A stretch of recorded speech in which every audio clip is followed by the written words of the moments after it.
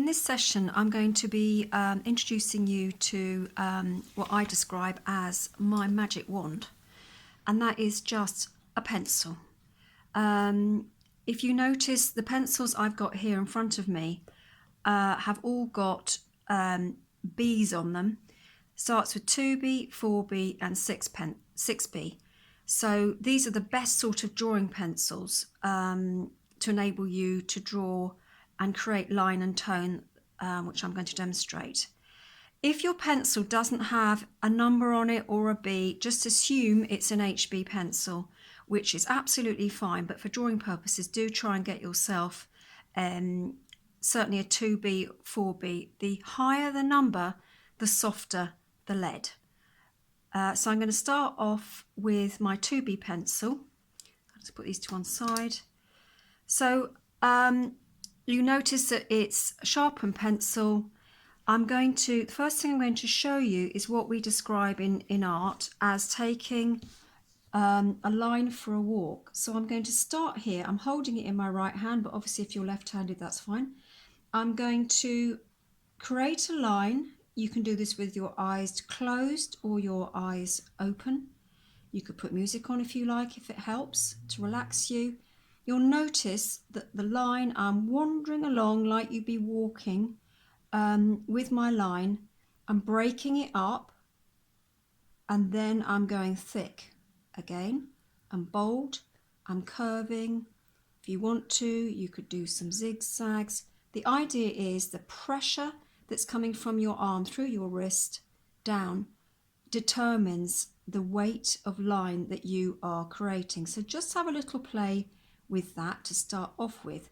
Now, if you look at the shape, you want to make it bolder in some areas. You can just add another line to it to create sort of fatter, wider statements of line.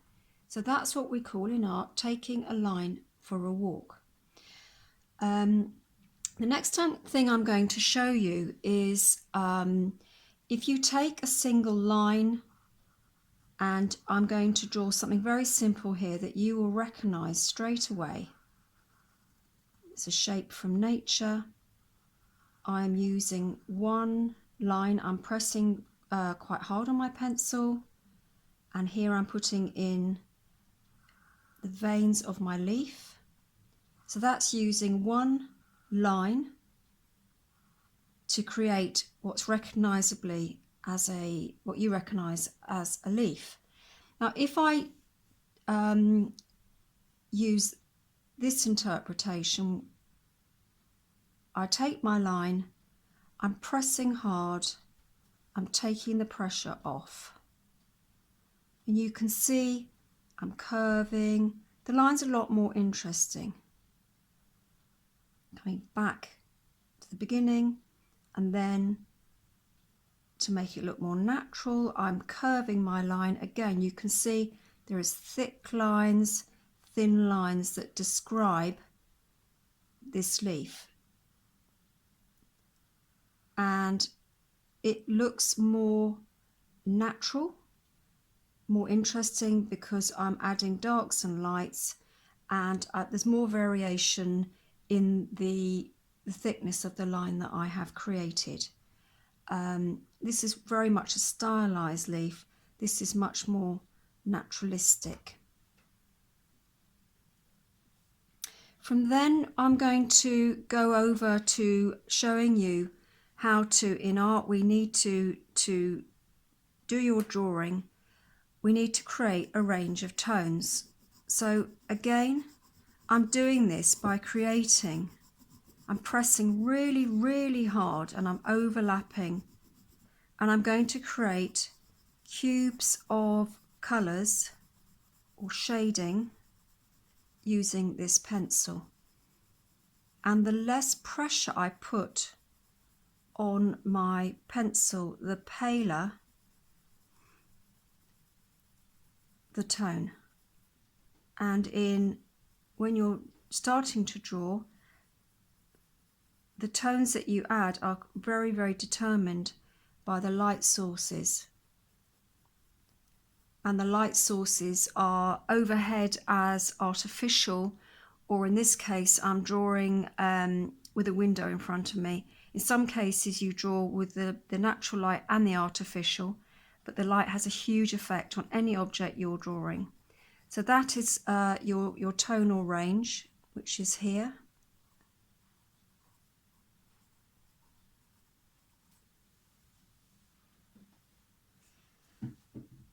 Now, in order to, I'm going to take this a step further I'm going to draw a shape that you will recognise, which is a circle. And this circle, I'm drawing using a continuous line to describe that circle. So that is a continuous line. Emphasis on the word line. So this drawing here is a linear drawing, which means a drawing that has no tone in it, it's just a continuous line that describes a circle. If I take that same shape and I start to introduce the tones that I've created here by pressing hard, you notice that I'm almost doing little curves and scribbling in darks, lights. I can go darker at the edge, bringing it in so it's a bit lighter.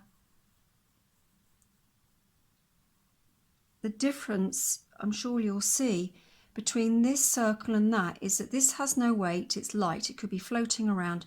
This one has got weight because I've added these tones. In order to make this look even heavier, I would introduce tone underneath so it's sitting. So you can see now it's actually got weight because I've put in the heaviest tone underneath. And then I'm just going to lighten it round the edges like that. If I do the same thing again, but take a different approach, you'll see how using tone in different directions really helps. If I do this, say I start really dark and I'm going right to left, and I'm just reducing the tone as it goes down,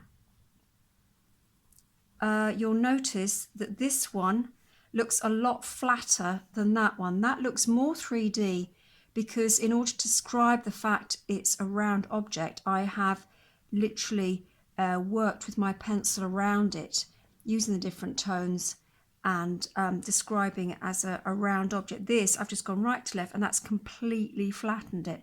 The other mistake that people make is when they put tone underneath, they sort of forget that they've drawn a round object and they do this sort of thing.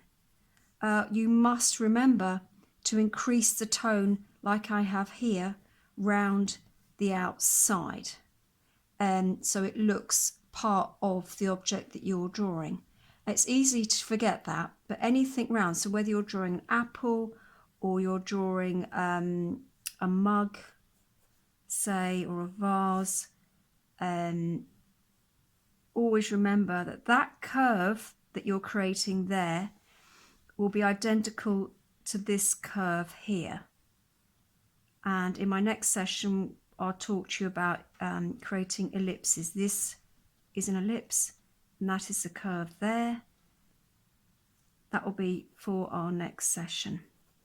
I hope this helps as your introduction to drawing with line and this amazing tool, which is my magic wand.